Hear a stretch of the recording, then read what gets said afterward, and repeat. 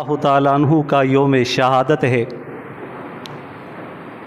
تو اسی مناسبت سے چند معروضات آپ کے گوشے گزار کروں گا۔ اللہ کریم کی بارگاہ میں دعا گو ہوں کہ اللہ تعالیٰ حق سچ بیان کرنے اور اس کے بعد ہم سب کو عمل کرنے کی توفیق نصیب فرمائے۔ نبی کریم صلی اللہ علیہ وسلم جب اپنے لخت جگر اپنی بیٹی سیدہ فاطمۃ الزہرا رضی اللہ تعالیٰ عنہ کا نکاح اپنے چچازاد بھائی حضرت علی المرتضیٰ رضی اللہ تعالیٰ عنہ سے فرماتے ہیں، تو اللہ تبارک و تعالیٰ نے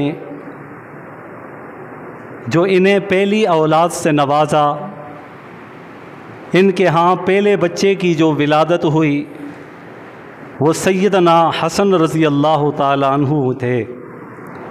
جب آپ صلی اللہ علیہ وسلم کو اس کی اطلاع دی گئی تو رسول اکرم صلی اللہ علیہ وسلم خوشی کے ساتھ اپنی بیٹی سیدہ فاطمۃ الزہرا رضی اللہ تعالیٰ عنہ کے گھر تشریف لے گئے، اور آپ صلی اللہ علیہ وسلم نے فرمایا، کدھر ہے میرا بیٹا، کدھر ہے میرا بیٹا، مجھے دکھاؤ۔ نبی علیہ الصلاۃ والسلام نے حضرت حسن کو دیکھا، آپ صلی اللہ علیہ وسلم مسکرائے، تبسم فرمایا، اور آپ صلی اللہ علیہ وسلم کی خوشی دیدنی تھی، خوشی کا یہ عالم تھا، تو فوراً پوچھ لیا کہ علی اس کا نام کیا رکھا ہے؟ سیدنا علی المرتضیٰ رضی اللہ تعالیٰ عنہ عظیم جنگجو بھی تھے، اور جرت اور بہادری میں نمایاں ان کا کردار تھا، جرت و بہادری کے اندر بے مثل تھے، ہر وقت کفار کے ساتھ مقابلہ کرتے ہوئے میدان کارزار میں اترا کرتے تھے، تو فوراً کہہ دیا، یا رسول اللہ صلی اللہ علیہ وسلم میں نے اس کا نام حرب رکھا ہے، اور حرب کا معنی ہوتا ہے جنگجو، کیونکہ دل کے اندر اسلام کی محبت تھی، چاہت تھی، اور جہاد کے اندر جانا انہیں یہ سب سے پسندیدہ عمل ان کے نزدیک تھا، تو اسی محبت کے تقاضے کے پیش نظر انہوں نے اپنے بیٹے کا نام حرب رکھا۔ نبی علیہ الصلاۃ والسلام نے ارشاد فرمایا کہ نہیں، اس کا نام حرب نہیں ہے، اس کا نام حسن ہے۔ پھر آپ صلی اللہ علیہ وسلم نے اپنے نواسے کے کان کے اندر آذان دی، قربان جاؤں حضرت حسن کی شان پر، کہ سب سے پہلے ان کے کانوں کے اندر جو آواز گونجی وہ اللہ اکبر کی صدا تھی۔ ایک اللہ اکبر میں پڑھتا ہوں، آپ پڑھتے ہیں، سارے دنیا والے اس لفظ کو بڑی محبت کے ساتھ پڑھتے ہیں، بڑی چاہت کے ساتھ پڑھتے ہیں، ہر نماز کے اندر اس کو پڑھتے ہیں، اس کے بغیر نماز مکمل نہیں ہوتی۔ ہر اذان کے اندر اس الفاظ کو مؤذن اپنی زبان سے ادا کرتا ہے، کیونکہ اس کے بغیر اذان مکمل نہیں ہوتی۔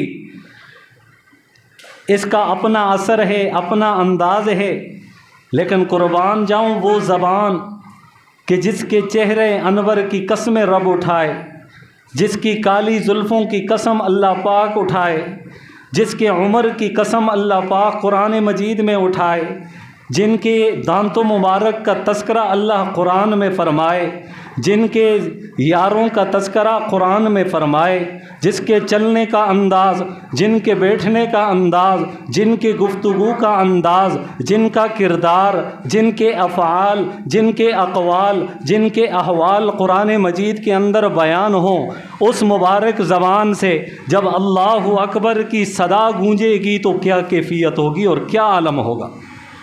قربان جاؤں حضرت حسن کے نصیب پر کہ سب سے پہلے ان کے کانوں میں اللہ اکبر کی صدا، وہ بھی محمد الرسول اللہ صلی اللہ علیہ وسلم کی زبان مبارک سے۔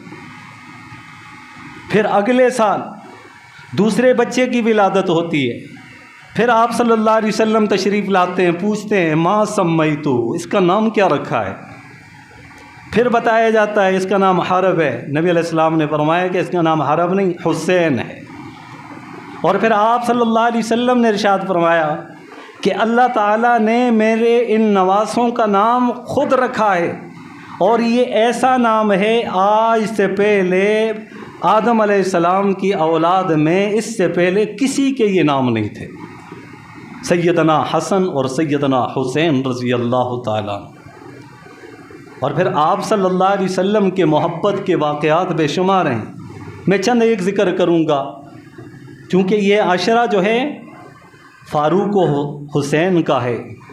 سیدنا فاروق اعظم کا تذکرہ بھی میں نے کیا، اور میں نے یہ عرض بھی کی تھی کہ میں سیدنا فاروق اعظم رضی اللہ تعالی عنہ کے جو حکومت اور اقتدار کا جو انداز تھا اس کو بھی بیان کروں گا، لیکن چونکہ یہ جو جمعہ ہے یہ سیدنا حسین رضی اللہ عنہ کی مناسبت سے ہے، اس وجہ سے اس موضوع کو مقدم کرتا ہوں۔ پھر انشاءاللہ زندگی رہی تو سیدنا فاروق اعظم رضی اللہ عنہ کے عنوان سے مزید بھی بیانات ہوتے رہیں گے۔ تو سیدنا حسن رضی اللہ تعالیٰ عنہ یہ اتنے پیارے تھے، یہ اتنے محبوب تھے، روایت کے اندر آتا ہے ناف سے لے کر چہرے تک یہ نبی علیہ الصلوۃ والسلام کے مشابہ تھے، آپ کی طرح تھے۔ وہ ہوتا ہے نا بچہ یا ننیال پہ جاتا ہے یا ددیال پہ جاتا ہے، کوئی بچہ ہوتا ہے ماموں کی شکل اختیار کرتا ہے، کوئی چچا کی کرتا ہے، کوئی دادا کی کرتا ہے، کوئی نانا کی شکل اختیار کرتا ہے، اللہ دیتا ہے۔ تو سیدنا حسن رضی اللہ تعالی عنہ یہ نبی علیہ الصلوۃ والسلام کے مشابہ تھے، ناف سے لے کر پر سر تک، اور ناف سے لے کر پاؤں تک جو مشابہ تھے وہ سیدنا حسین رضی اللہ تعالیٰ عنہ تھے۔ اور نبی علیہ الصلوۃ والسلام کی محبت کا یہ عالم ہے۔ ایک مرتبہ آپ خطبہ ارشاد فرما رہے تھے، اتنے میں دیکھا کہ یہ دونوں شہزادے اندر مسجد کی طرف آ رہے ہیں۔ دونوں شہزادے چھوٹی عمر کے، چلتے گرتے سنبھلتے لڑکھڑاتے وہ قدموں کے ساتھ مسجد کے اندر آ رہے ہیں۔ جب نبی علیہ الصلوۃ والسلام کی مبارک نظر پڑی تو آپ صلی اللہ علیہ وسلم خطبہ چھوڑ کے چلے گئے، اور دونوں کو اٹھا لائے اور اپنے ایک کو اپنے زانوں پہ بٹھایا، دوسرے کو دوسری جانب بٹھایا، اور پھر آپ صلی اللہ علیہ وسلم نے مسکراتے ہوئے ارشاد فرمایا کہ اللہ پاک نے سچ فرمایا ہے انما اموالکم و اولادکم فتنہ، کہ محبت اتنی غالب آ چکی تھی کہ میں اپنے نواسوں کا وہاں پر آنا اور دشواری کے ساتھ مجھے گوارا نہیں تھا، تو اس لیے میں خطبہ چھوڑ کے چلا گیا اور انہیں اٹھا لایا ہوں۔ یہ محبت کا عالم تھا، اور محبت کا یہ عالم بھی تھا۔ کبھی آپ صلی اللہ علیہ وسلم سجدے کے اندر تشریف لے جاتے تو سیدنا حسن اور حسین رضی اللہ عنہ اپنے نانا کے یوں کندھوں کے اوپر سوار ہو جاتے، پیٹھ کے اوپر سوار ہوتا ہے۔ یہ سیرت کے پہلو ہیں، یہ میری اور آپ کے لیے بھی رہنمائی ہے کہ اولاد کے ساتھ محبت اس طرح ہوتی ہے۔ اور وہ کوئی عام نہیں تھے شہزادے جن کے فضائل کا تذکرہ میں آگے کروں گا۔ جب آپ صلی اللہ علیہ وسلم کی پیٹھ مبارک پر سوار ہو جاتے تو نبی علیہ الصلوۃ والسلام سجدے کو لمبا کر لیتے، سجدے کو لمبا کر لیتے لیکن کبھی نہ گراتے۔ ہم نے کئیوں کو دیکھا ہے جب بچہ اچھا یا تو اس کو گرا دیتے ہیں یا خوب تھپڑ بھی رسید کیا جاتا ہے کبھی کبھار ایسا، لیکن بچوں کے ساتھ ان کی محبت تھی نبی علیہ الصلوۃ والسلام۔ اور پھر آپ صلی اللہ علیہ وسلم کبھی کبھار ان کو یوں اٹھا لیا کرتے تھے، ایک کو اس طرف دوسرے کو اس طرف، اور کبھی نبی علیہ الصلوۃ والسلام ان کو جب اٹھاتے تو اتنی محبت کا اظہار فرماتے کہ ان کے بدن کے ساتھ اپنے چہرے مبارک کو لگاتے اور پھر یوں سونگا کرتے تھے۔ یشمھا، حدیث پاک کے اندر الفاظ آتا ہے یضمھا و یشمھا، کیا مطلب؟ یضمھا اپنے سینے کے ساتھ چمٹا لیا کرتے تھے، لگا لیا کرتے تھے، پھر اس کے بعد یشمھا انہیں سونگ لیا کرتے تھے۔ اور پھر آپ نے فرمایا پتہ ہے میں کیوں سونگ رہا ہوں؟ یہ دونوں میرے گلشن دنیا کے دو پھول ہیں۔ اور اسی طرح بعض اتباع ذکر کرتے ہیں، کہتے ہیں کہ یہ جنت کے 2 پھول ہیں اور ان سے جنت کی خوشبو آتی ہے، جب میں سونگھتا ہوں تو مجھے وہ خوشبو محسوس ہوتی ہے۔ یہ تو نبی علیہ الصلاۃ والسلام کی محبت تھی ان کے ساتھ، کہیں بھی تشریف لے جاتے ساتھ انہیں لے جایا کرتے تھے۔ اور پھر آپ صلی اللہ علیہ وسلم کے وصال مبارک ہوا، جب آپ صلی اللہ علیہ وسلم اس دار فانی سے کوچ فرما گئے تو اس وقت ان کی عمر کتنی تھی؟ ایک کی 7 سال تھی اور دوسرے کی 6 سال تھی۔ سیدنا حسن کی عمر 7 سال تھی اور سیدنا حسین کی عمر اس وقت 6 سال تھی۔ تو یہ 6 سال 7 سال کی محبت، یہ عمر جو ہوتی ہے یہ محبت والی عمر ہوتی ہے۔ اور پھر نواسوں کے ساتھ ایک فطری طور پر اللہ تعالیٰ نے دلوں کے اندر محبت رکھی ہے۔ کئی لوگ ہوتے ہیں اپنے بچوں سے اتنی محبت نہیں کرتے جتنے بچوں کے بچوں سے محبت کرتے، کیونکہ یہ ان کا خون ہوتا ہے۔ تو یہ فطری طور پر تقاضا ہے کہ انسان اپنے پوتوں سے، اپنے نواسوں سے بڑا پیار کرتا ہے۔ اور پھر نبی علیہ الصلاۃ والسلام کو بار بار ان کے متعلق خوشخبریاں دی جاتی۔ اور پھر آپ صلی اللہ علیہ وسلم نے ایک موقع پر ارشاد فرمایا، الحسن والحسین سیدا شباب اہل الجنہ، کہ سیدنا حسین اور حسن یہ جنتی نوجوانوں کے سردار ہوں گے، سیدہ شباب اہل الجنہ۔ ہر خطبے کے اندر، جمعے کے اندر خطیب جب خطبہ پڑھتا ہے تو یہ الفاظ بھی ادا کرتا ہے، الحسن والحسین سیدہ شباب اہل الجنہ، کہ حضرت حسن اور حسین جنتی جتنے بھی نوجوان ہوں گے ان کے سردار ہوں گے، یہ جنتیوں کے نوجوانوں کے سردار ہوں گے۔ اور پھر ایک موقع پر ترمذی شریف کی روایت ہے، اور مزے کی بات یہ ہے کہ اس کے راوی بھی سیدنا حسین رضی اللہ عنہ خود ہیں، وہ خود بیان کرتے ہیں کہ میں ایک مرتبہ نانا جان کی محفل کے اندر ہم بیٹھے ہوئے تھے، میں بھی بیٹھا تھا، حسن بھی، ہم دونوں بیٹھے ہوئے تھے، اتنے میں 2 شخص آ رہے تھے، ایک کا نام ابو بکر صدیق ہے اور دوسرے کا نام سیدنا فاروق اعظم رضی اللہ تعالیٰ عنہ۔ جب وہ آ رہے تھے تو آپ صلی اللہ علیہ وسلم نے ارشاد فرمایا کہ جنت میں مردوں کے سردار وہ دونوں آ رہے ہیں۔ اب بظاہر ایک بات معلوم ہوتی ہے کہ جنتی جوانوں کے سردار حسن اور حسین ہیں، اور یہ بھی جنت کے سردار ہیں، سیدنا ابوبکر صدیق اور سیدنا عمر فاروق رضی اللہ تعالیٰ عنہ۔ تو بظاہر تو بات ایک طرح کی ہوئی، یہ بات سمجھ میں نہیں آتی، لیکن محدثین کرام نے اور علماء محققین نے یہ تفصیل بیان کی ہے کہ فرمایا کہ جنت کے اندر جو نوجوان ہوں گے ان جوانوں کے سردار حسن اور حسین ہوں گے، اور جو بڑی عمر کے ہوں گے ان کے سردار سیدنا ابوبکر صدیق اور سیدنا عمر فاروق ہوں گے رضی اللہ۔ پھر ذہن میں یہ بات بھی آ سکتی ہے کہ بھئی جنت میں تو کوئی بوڑھا ہوگا ہی نہیں، بڑی عمر کا ہوگا نہیں، تو پھر کیسے یہ ان کے سردار بنیں گے؟ اس کا جواب بھی سن لیجئے۔ اس کا جواب یہ ہے کہ ہر وہ جوان جو اپنی جوانی کے عمر میں شہید ہوا ہو، فوت ہوا ہو، اور وہ جنت میں اس عمر میں چلا جائے جس عمر میں وہ فوت ہوا ہے، تو اگر وہ نوجوان تھا تو جنت میں ان کے سردار حسن اور حسین ہوں گے، لیکن اگر وہ جوانی سے بڑھ کے عمر کا تھا، وہ ادھیڑ عمر کا تھا، یا بڑھاپے کی عمر اور ذوف کی عمر کو، بڑی عمر کو پہنچ چکا تھا، تو پھر جنت کے اندر ان کے سردار ابوبکر صدیق اور فاروق اعظم رضی اللہ عنہ۔ بات بھی بڑی عجیب ہے کہ خود کیا ہے سیدنا حسن اور حسین جنتی نوجوانوں کے سردار، اور جب ان کی شہادت ہوئی اس وقت ان کی عمر کیا تھی؟ سیدنا حسن کی عمر 48 سال تھی جب ان کی شہادت ہوتی ہے۔ ان کو زہر دیا گیا تھا نا سیدنا حسن رضی اللہ عنہ کو، تو ان کی جب شہادت ہوئی تو اس وقت ان کی عمر 48 سال تھی، اور سیدنا حسین جو کربلا کے میدان کے اندر جنہوں نے جام شہادت نوش کیا، اس وقت ان کی عمر 58 سال تھی، بڑی عمر کے گئے نا اس دنیا سے۔ مزے کی بات یہ ہے کہ جنت کے اندر یہ نوجوانوں کے سردار ہوں گے، اور جب یہ جنت میں ہوں گے، چونکہ یہ بڑی عمر میں خود فوت ہوئے ہیں، شہادت کا رتبہ انہوں نے پایا ہے، تو ان کے جنت کے اندر سردار ابو بکر صدیق اور فاروق اعظم ہوں گے۔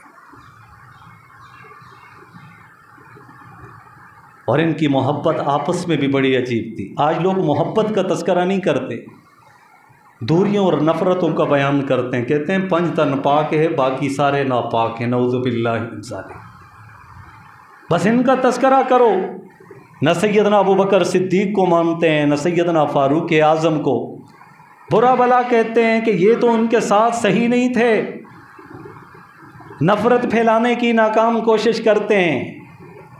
لیکن قربان جاؤں مصطفیٰ محمد الرسول اللہ صلی اللہ علیہ وسلم کے فرمان پر کہ ان کے احادیث مبارکہ جمع ہیں، اور اس کے اندر یہ سارے تذکرے موجود ہیں۔ سیدنا ابو بکر صدیق رضی اللہ عنہ کی محبت کا تذکر آتا ہے احادیث مبارکہ میں، حدیث کی کتابوں کے اندر آتا ہے کہ جب نبی علیہ الصلوۃ والسلام کا وصال ہوا، اس کے بعد خلیفہ کون بنے؟ سیدنا ابو بکر صدیق رضی اللہ عنہ۔ جب ابو بکر صدیق رضی اللہ عنہ خلافت پر مامور ہوئے تو سیدنا ابو بکر صدیق نے اعلان کیا کہ او لوگو سنو، اگر تم محمد الرسول اللہ صلی اللہ علیہ وسلم کی خوشنودی چاہتے ہو، ان شہزادوں کے ساتھ اور اہل بیت کے ساتھ محبت کرو۔ یہ ان کی آپس میں محبتیں تھیں۔ کہتے ہیں کہ سیدنا ابو بکر صدیق اہل بیت کے نعوذ باللہ دشمن تھے۔ ارے محبت کا تذکرہ سناؤ۔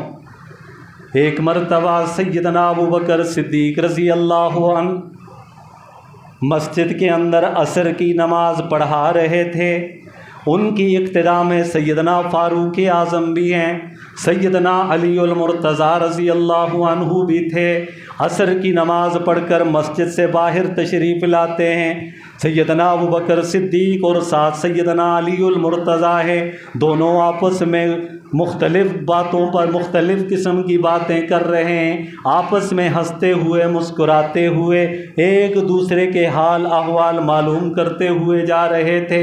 جب ذرا دور گئے، آگے دیکھتے ہیں بچے کھیل رہے ہیں، سیدنا حسن رضی اللہ تعالیٰ عنہ بھی کھیل رہے ہیں۔ ابو بکر صدیق رضی اللہ عنہ نے جب انہیں دیکھا فوراً ان کی طرف دوڑتے ہوئے چلے گئے، انہیں اٹھایا، اپنے سینے سے لگایا اور انہیں چوما، اور پھر اس کے بعد اپنے کندھوں پر بٹھایا۔ پھر سیدنا ابو بکر صدیق رضی اللہ تعالیٰ عنہ فوراً بول اٹھے، خدا کی قسم یہ وہ عظیم ہستیاں ہیں جو محمد الرسول اللہ صلی اللہ علیہ وسلم کے کاندھے کے اوپر سوار ہوتے تھے، اور پھر ساتھ یہ فرمایا میں اللہ کی قسم اٹھا کر کہتا ہوں یہ حسن جو ہیں اپنے نانا محمد الرسول اللہ صلی اللہ علیہ وسلم کے زیادہ مشابہ ہیں، یہ علی کے مشابہ نہیں ہیں۔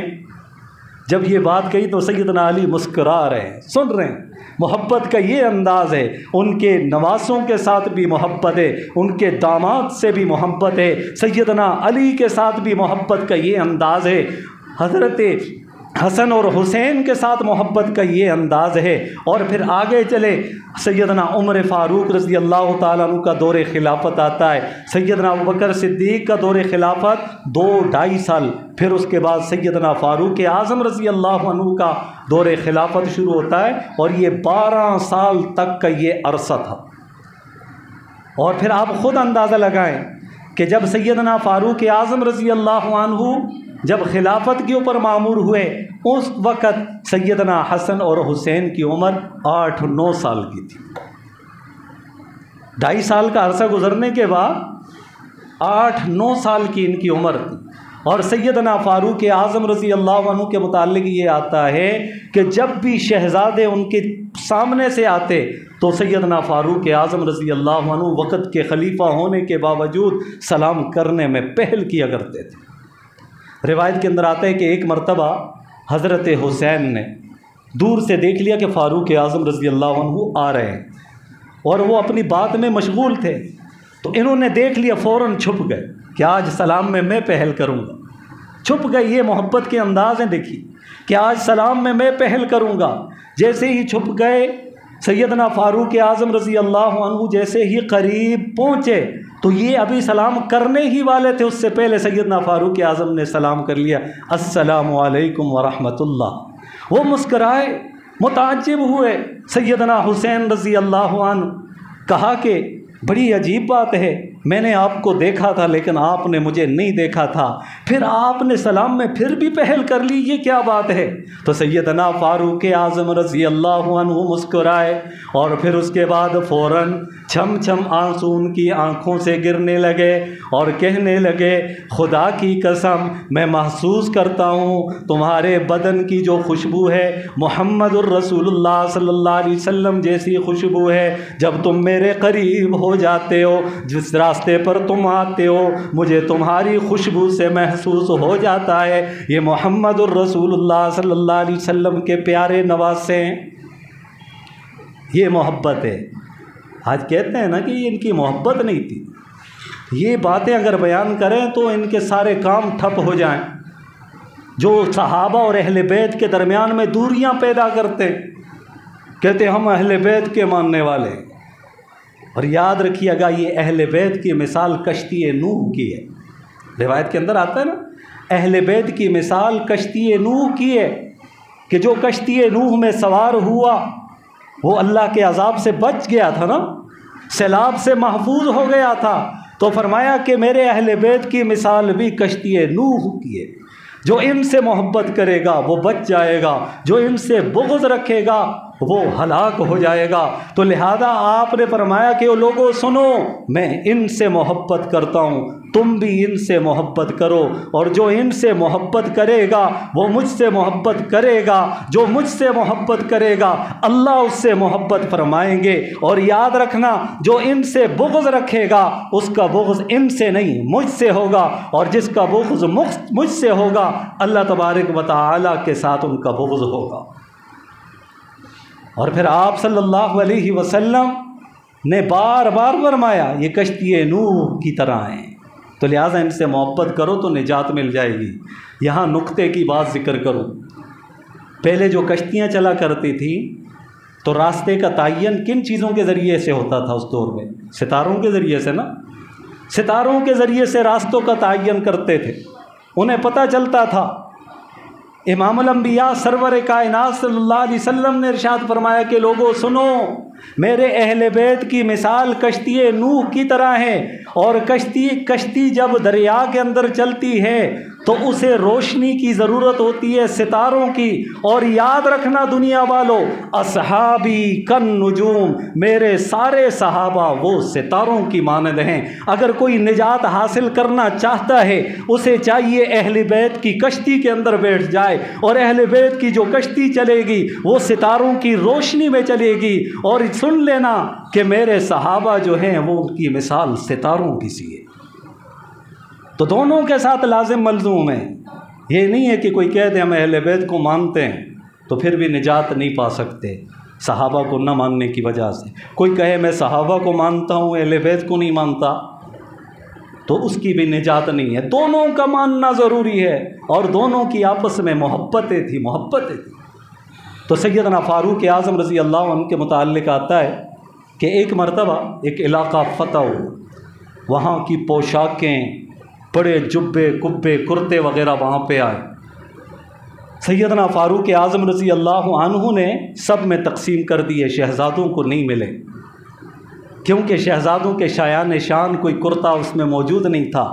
فوراً خط لکھا، یمن کا جو والی گورنر مقرر تھا اس کو خط لکھا اور کہا کہ 2 عمدہ قسم کے کرتے تیار کر کے بھجواؤ، کیونکہ میں شہزادوں کے واسطے ان کرتوں کو منگوا رہا ہوں، میں انہیں پہناؤں گا۔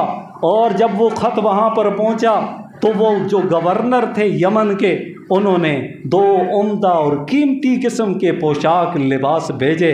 پھر سیدنا فاروق اعظم رضی اللہ عنہ کے پاس پہنچے، آپ نے سیدنا حسن کو بھی بلایا، سیدنا حسین رضی اللہ عنہ کو بھی بلایا، اور دونوں کو یہ پوشاکیں، یہ لباس عطا کیا، اور اس کے بعد اونچی آواز میں کہنے لگے اب میرے دل کو ٹھنڈ پہنچی ہے، اب میرا دل ٹھنڈا ہوا ہے، اب میری آنکھیں ٹھنڈی ہوئی ہیں، کیونکہ جو پہلے لباس تھا وہ ان کے شایان نشان نہیں تھا، میرے شہزادے تو اب سجتے ہوئے نظر آ رہے ہیں، کیونکہ ان کے ساتھ جو محبت ہے نبی سے محبت تھی، جو صحابہ نبی سے محبت کرنے والے تھے، ان کے وفادار تھے، ان کے یار تھے، ان کے اوپر تن من دن لٹانے والے تھے، اور جو نبی کے اہل بیت تھے، جو نبی کے اولاد میں سے تھے، ان کے ساتھ بھی وہی معاملہ کرتے تھے جو نبی علیہ السلام کے ساتھ محبت کرتے تھے۔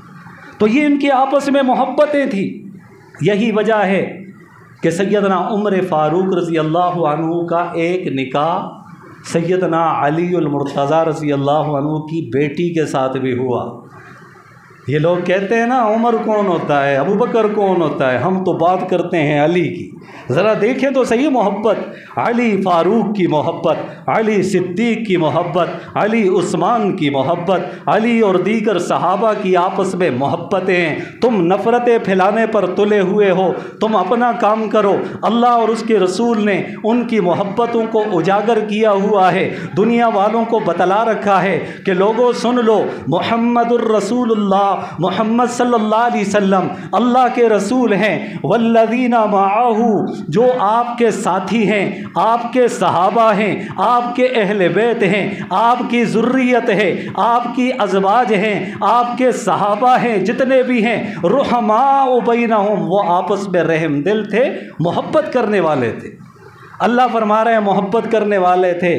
دنیا کا کوئی آدمی آگے بڑھے کہ نہیں جی ان کے درمیان میں محبت نہیں تھی۔ تو کون ہوتا ہے محبت کو بانٹنے والا، محبت کا پیدا کرنے والا، محبتوں کو ان کے دلوں میں ڈالنے والا؟ خود اپنے کلام کے اندر فرما رہا ہے رحماء بینہم، کہ ان کے درمیان میں آپس میں محبت تھی، نفرت نہیں تھی۔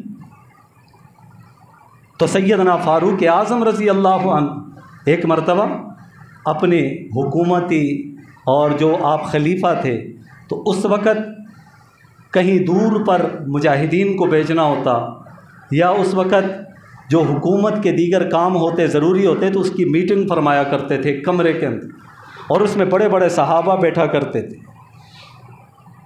سیدنا حسین رضی اللہ عنہ فرماتے ہیں کہ ایک مرتبہ میں عبداللہ ابن عمر، جو حضرت عمر فاروق رضی اللہ عنہ کے بیٹے ہیں، ان کے ساتھ یوں جا رہا تھا، انہوں نے کہا چلو ابا کے پاس چلتے ہیں۔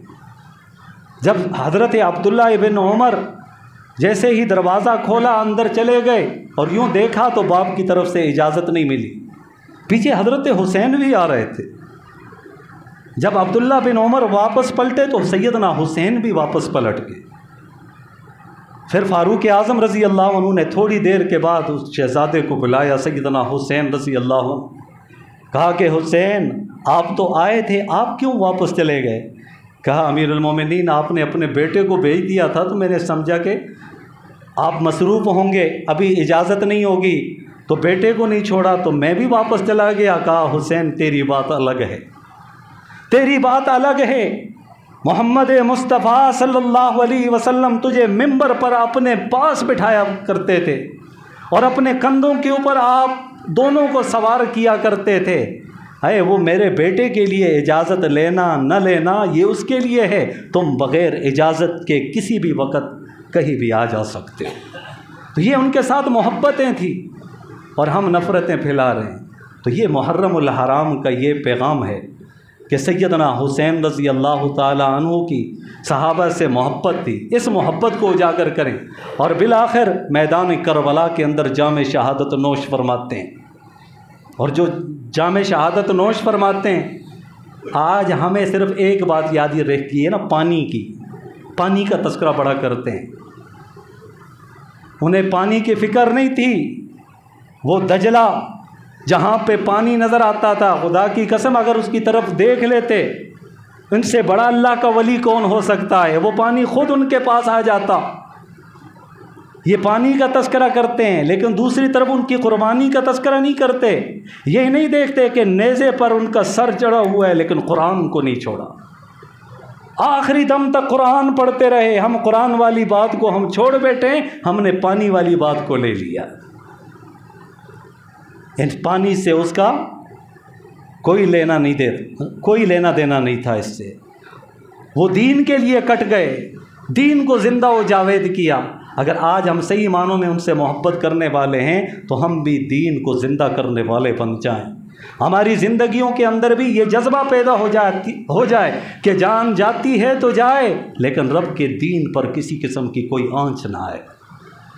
جان جا سکتی ہے تو جائے، رب کے کلام کو آخری دم تک پڑھتے رہنا، رب کے دین کی سربلندی کے لیے کوشاں رہنا، یہ سیدنا حسین رضی اللہ تعالی عنہ کی شہادت کا پیغام ہے۔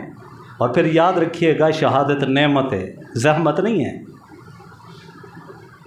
بھائی ہمارا کوئی فوجی جوان شہید ہو جاتا ہے تو بڑے اعزاز اور اکرام کے ساتھ ہمارے فوجی جوان آتے ہیں، ان کو سلامی پیش کرتے ہیں۔ سلامی پیش کرتے ہیں کہ نہیں کرتے؟ تو یہ سلامی پیش کرنا خوشی کا اظہار کرتے ہیں، کیوں؟ کہ یہ نڈر تھا، بہادر تھا، اور یہ جام شہادت اس نے نوش کیا ہے۔ شہادت بہت بڑی نعمت ہے اللہ تعالیٰ کی طرف سے، لہٰذا یہ شہید ہے۔ شہید پر ماتم نہیں کیا جاتا، شہید پر خوش ہوا جائے، یہ خوشی کا اظہار کیا جاتا ہے، ماتم نہیں کیا جاتا، کیونکہ وہ دین کے لیے قربان ہوئے۔ اللہ نے بڑے اعلیٰ مرتبے پر ان کو فائز کیا۔ تو آج ہم ماتم کر کے کس بات کا ثبوت پیش کر رہے ہیں؟ ہم دین سے الگ اپنے انداز کی باتیں بنائی ہوئی، اور پھر اس میں بہت ساری باتیں۔ کل ایک صاحب مجھ سے پوچھ رہے تھے، سوال کر رہے تھے کہ میرے ہاں 2 پوتوں کی ولادت ہوئی ہے، میں عقیقہ کرنا چاہتا ہوں۔ میں نے کہا بہت اچھی بات ہے، یہ مسنون طریقہ ہے، کیونکہ نبی علیہ الصلوۃ والسلام نے سیدنا حسن اور حسین کا عقیقہ فرمایا تھا، اور 2 بکریاں جو ہے نا وہ ذبح کی تھی، لڑکوں کے لیے 2 اور لڑکی کے لیے 1۔ اور اسی طرح ایک روایت کے اندر 1 دونوں کی طرف سے بھی ہو سکتا ہے۔ تو انہوں نے پوچھا کہ عقیقہ جو اس کے 7ویں دن جو ہے یہ مسنون طریقہ ہے، اور حکم کیا ہے کہ 7ویں دن عقیقہ کرنا مسنون ہے، اور 7ویں دن ایک کام اور بھی کرنا ہوتا ہے۔ وہ کیا؟ تو بچے کے جو سر کے بال ہوتے ہیں ان بالوں کو اتار کر ان کا وزن کیا جائے، اس وزن کے برابر چاندی یا اس کی قیمت صدقہ کی جائے۔ یہ مسنون عمل ہے اور طریقہ ہے۔ تو انہوں نے پوچھا کہ میرے بچے جو پوتے ہیں 7واں دن ان کا یہ 8 اور 9 محرم کو ہوتا ہے، تو یہ تو بڑے غم کا مہینہ ہے، تو اس میں ہم عقیقہ نہ کریں۔ میں نے کہا غم کا مہینہ ہے تو کیا نماز بھی چھوڑ دیں؟ اس میں کوئی نیکی کا کام نہ کریں؟ ارے یہ باتیں ہمیں شریعت نے نہیں بتائیں۔ اگر یہی باتیں ہوتی تو سیدنا علی المرتضیٰ جو ان کے والد تھے، شیر خدا تھے، اور انہوں نے جام شہادت کس مہینے کے اندر نوش کیا؟ کسی کے علم میں؟ سیدنا علی المرتضیٰ جو شہید ہوئے کون سے مہینے میں ہوئے تھے؟ رمضان المبارک کے مہینے میں ہوئے تھے۔ تو اس مہینے کے اندر بھی کیا غم کا اظہار کیا جائے؟ اسلامی تاریخ بھری پڑی ہوئی ہے شہادتوں سے، پھر تو کوئی دن، کوئی عشرہ، کوئی مہینہ خالی نہیں رہتا، پھر تو سارے سال غم ہی غم بندہ بنا ہے۔ ہاں ان سے محبت اور عقیدت کا اظہار کیا جائے، وہ کس طرح؟ عبادت کے ذریعے سے۔ اور اس میں جو مسنون عمل ہے وہ کرتے نہیں ہیں، ہم اس میں کھانے پینے کا اہتمام کرتے ہیں، جبکہ نبی علیہ الصلوۃ والسلام کا مبارک معمول کیا تھا؟ یہ عاشورہ کا 10 تاریخ جو ہے یہ پہلے سے اس کی فضیلت چلی آ رہی ہے۔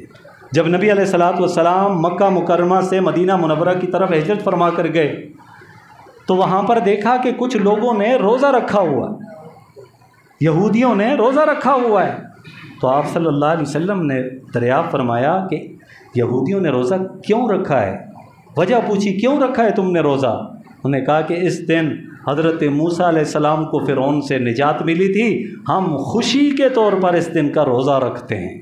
پھر آپ صلی اللہ علیہ وسلم نے فرمایا کہ تم ان سے محبت کا اظہار کرتے ہو روزہ رکھ کر، تو ہم تو زیادہ حقدار ہیں ان کے ساتھ محبت کرنے والے، لہذا تم بھی آج کے بعد، صحابہ کو خطاب کر کے آپ نے فرمایا تم بھی آج کے بعد عاشورہ کے دن کا روزہ رکھا کرو، اور یاد رکھنا وہ ایک رکھتے ہیں تم 2 رکھنا، کیونکہ ان کے ساتھ تمہاری مشابہت لازم نہ آئے۔ تو اس لیے حکم یہ ہے کہ اگر کوئی روزہ رکھنا چاہتا ہو اسے چاہیے 9 محرم اور 10 کا روزہ رکھے، یا 10 اور 11 کا روزہ رکھے، ایک دن پہلے یا ایک دن بعد، یا اگر کوئی ایک ہی رکھنا چاہے تو بھی رکھ سکتا ہے، اور یہ کوئی واجب نہیں ہے، فرض نہیں ہے۔ اگر کوئی نہیں بھی رکھنا چاہتا تو اس کے اوپر کسی قسم کا عتاب نہیں ہے، لیکن جو رکھے گا اس کو اجر و ثواب وہ بے شمار اور بے حساب اللہ تعالیٰ کی طرف سے ملے گا۔ چوتھی اور آخری بات جو اسی عشرے سے اس کا تعلق ہے وہ یہ ہے کہ ہم مسلمانوں کے سال کا آغاز محرم کے مہینے سے ہوتا ہے۔ یہ جنوری اور فروری جو ہے نا یہ عیسائیوں کے ہاں، یہودیوں کے ہاں ہیں، ہم مسلمانوں کے مہینے کا آغاز محرم سے ہوتا ہے، اور پہلا مہینہ محرم ہے اور آخری ذوالحج ہے۔ پہلا مہینہ بھی قربانی سے بھرا ہوا ہے، آخری مہینہ بھی۔ تو یہ پیغام ہے اس بات کی طرف کہ دین تم سے قربانی کا تقاضا کرتا ہے۔ انہوں نے جانیں دی تھیں، اب ہم جانیں تو نہیں دے سکتے، وقت تو دے سکتے ہیں۔ ہم ان کے ساتھ محبت کا اظہار کریں، قرآن مجید کو تھامیں، قرآن مجید کے ساتھ تعلق کو جوڑیں۔ انہوں نے آخری دم تک نماز کو نہیں چھوڑا تھا، ہم 5 وقت کی نماز پابندی سے ادا کریں، یہ ان سے محبت کا اظہار ہے۔ تو انہی باتوں کو ملحوظ خاطر رکھتے ہوئے ان پر عمل پیرا ہوں، دنیا بھی اللہ تبارک و تعالی سنوار دے گا، اور آخرت بھی اللہ تبارک و تعالی ہماری بنا دے گا۔ اللہ کریم سے دعا ہے کہ رب العالمین ہم سب کو صحابہ